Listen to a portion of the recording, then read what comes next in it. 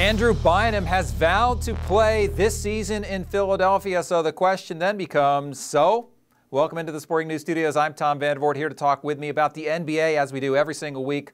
Our NBA writer, Sean Devaney. So, Sean, Andrew Bynum vowing to come back, didn't say exactly when.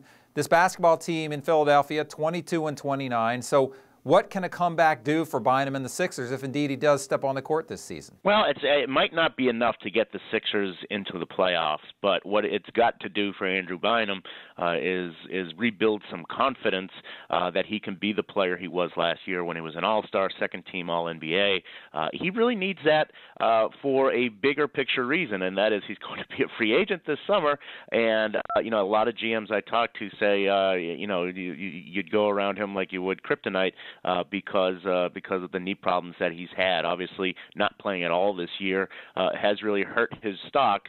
There's going to be a lot of teams with cap money. The Sixers would like to keep Andrew Bynum, but right now there's no reason for any team to go out of its way to give him that max 5-year, $100 million contract that he'll be wanting.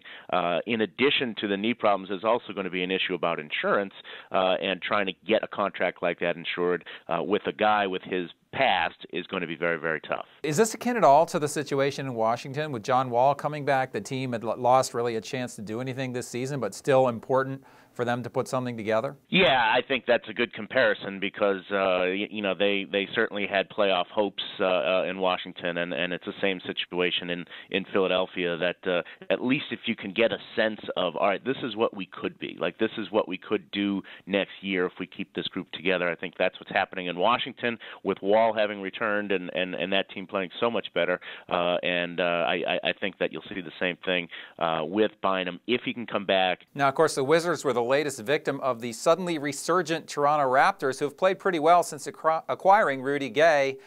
He's been there for, I think, 8 games. They've won the last 5. So talk about his impact in Toronto. Yeah, it's something that Brian Colangelo has been saying all along, and I think some didn't necessarily believe him, that, if he could just get a focal point, if he could just get a player who, would be the focal point of the offense.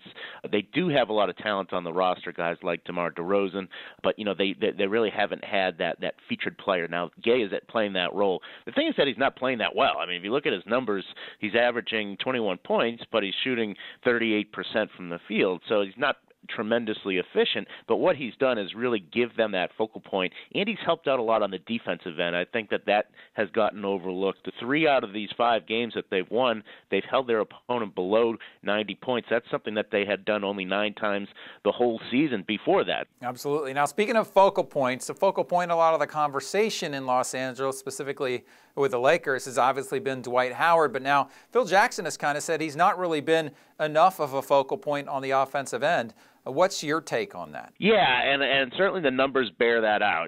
Phil said that, and I think a lot of people who watch the Lakers have been wondering why they're not using Dwight Howard more effectively.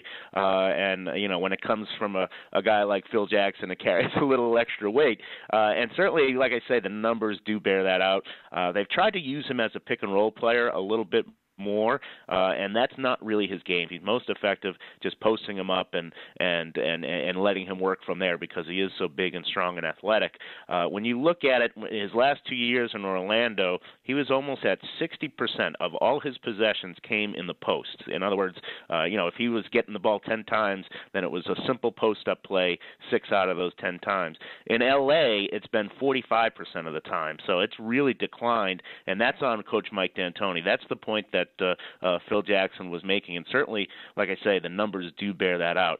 You've got to get this guy the ball in the paint, in the post, where he's most comfortable, and they're just not doing it. Well, is that a function of how D'Antoni's offense runs? Because certainly I think of that as a pick-and-roll offense. Yeah, and that's why he was a strange hire from the beginning. But, this is one of the complaints about Mike D'Antoni, and it was something that came up when he was coaching the Knicks as well, is, he's got to adjust. If you've got a system, that's fine, but you've got to adjust your system to what you have. If you look at Phil Jackson running the triangle offense, it was a much different offense with Shaquille O'Neal in the middle than it was in later years when you had Pau Gasol and Andrew Bynum. So, it's something where it's on Mike D'Antoni to look at what he's got and find the right system. Certainly makes sense to me. All right, Sean, thanks so much for your time, man. We'll catch up with you, and maybe tomorrow we talk about what happens or didn't happen at the trade deadline. excellent. Look forward to it.